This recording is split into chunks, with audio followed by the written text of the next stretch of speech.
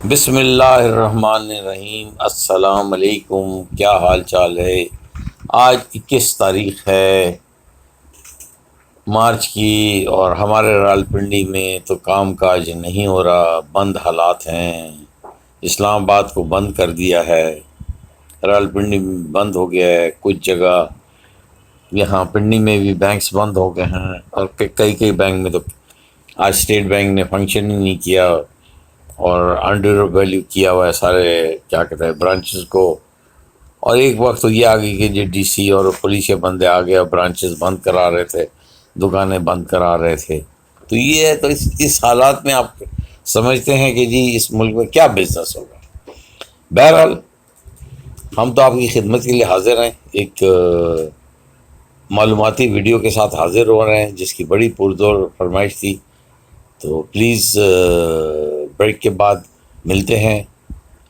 Don't go anyway, मिलते हैं break के बाद।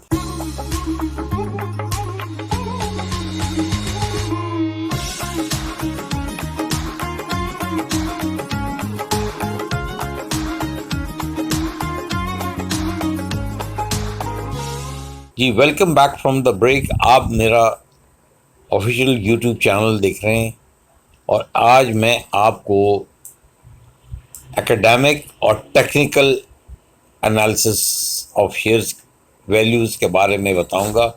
जो सबसे पहले चीज़ मैं बताता हूं कि आप लोगों का सवाल होता है what is the face value of a share.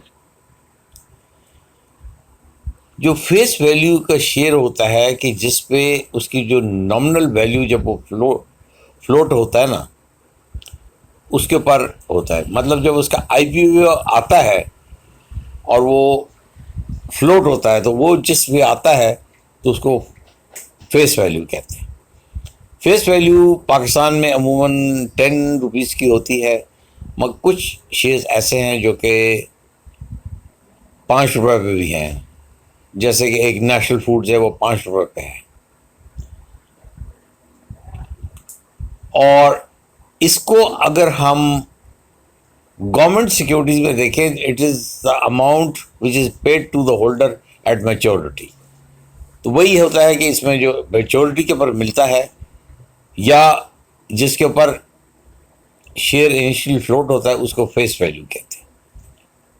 अब फेस वैल्यू ख़त्म हुआ, अब इसको हम बात करते हैं what is break down value या ब्रेकअप वैल्यू। ब्रेकअप वैल्यू जो है ये अमूमन ये इस्तिलाह यूज़ होती है चार्टर्ड अकाउंटेंसी में या अकाउंटिंग प्रोसीजर में। ये होता है कि ब्रेकअप वैल्यू एक शेयर जो कि एक कंपनी का स्टॉक होता है वो बेस किया जाता है कंपनी के एसेट्स के ऊपर, और ये जो रूलिंग प्राइस उसके शेयर होता है stock exchange is grossly under valued to its breakup value. कि इसमें ब्रेकअप वैल्यू और मार्केट वैल्यू अगर उसमें कम है तो इट मीन्स अंडर वैल्यू। तो अगर आप कभी इन्वेस्ट करना चाहें तो आप ब्रेकअप वैल्यू और मार्केट वैल्यू को देखें। अगर कंपनी का ब्रेकअप वैल्यू मार्केट वैल्यू से कम है, it means the company is under valued. और अंडर वैल्यूड का मतलब है कि it is below the breakup value of their assets. तो इसका मतलब it's a strong company, it's a healthy company and you can by the company. खैर company तो आप नहीं खरीद सकते, उसकी कंपनी के शेयर्स खरीदेंगे आप, ठीक है जी। तो ये अभी मैंने अब डिफाइन किया व्हाट इज ब्रेकअप वैल्यू। अब हम आते हैं ब्रेकअप वैल्यू को हम किस तरह कैलकुलेट करते हैं।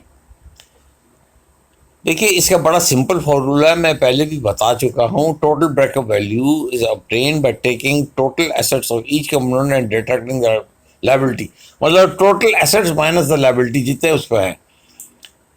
और इसके हिसाब भी बड़ी ही टेक्निकल है कि the current breakup value exceeds the current market value of the company, it will pay off to sell off the components of the company in order to increase the share holders value. कि मतलब अगर उसका market value ज़्यादा है और breakup value कल है तो कंपनी किसी वक्त भी अगर खसारे में जाती है तो it is in a position to pay off the share holders. अब एक और बड़ी कंफ्यूजिंग टर्म है, मैंने कहा है breakup value.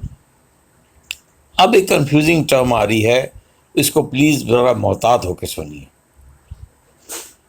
What is break down value? देखिए, ब्रेक डाउन वैल्यू एक पैमाना है जो कि बहुत पॉपुलर मेजर है कंपनी की ताकत और उसके अंदर जो है वो क्या चीज़ है, और वो अमूमन जो टेक्निकल एनालिसिस करने वाले लोग हैं वो उसको अपनी ऑब्जर्वेशन से उसकी ब्रेक डाउन वैल्यू करते हैं। अगर हम आम लफ्ज़ों में इसकी तशहीर करें या इसकी क्या कहते हैं मज़ीद इसके ऊपर हम नबर्द आजमाई करें तो it indicates the smallest fraction of contaminants in a sample. मतलब कि एक दूध के अंदर क्या ज़रात है उसके ऊपर भी हम ना ब्रेक डाउन वैल्यू को लेके आएंगे कि मतलब इसके अंदर क्या है। और ये एक ऐसा पैमाना है जो कि मेजर करने वाला इस वैल्यू को अपने तहत लेके क्या ये वैल्यू अच्छी है या क्या ये वैल्यू बुरी है, उसके ऊपर वो अपने आप को गेज कर रहा है। तो इसको बहुत ही वेग टर्म है ये, और वेग टर्म जो है उसकी वजह से ये ब्रेक डाउन वैल्यू कम लेते हैं। तो इसको कहते हैं ब्रेक डाउन वैल्यू। अगर हम आम इस्तेमाल लें तो वेदर इट इज बैड और मीनिंगलेस। अब हम आते हैं एक और चीज़ पे कि इंट्रिंसिक वैल्यू।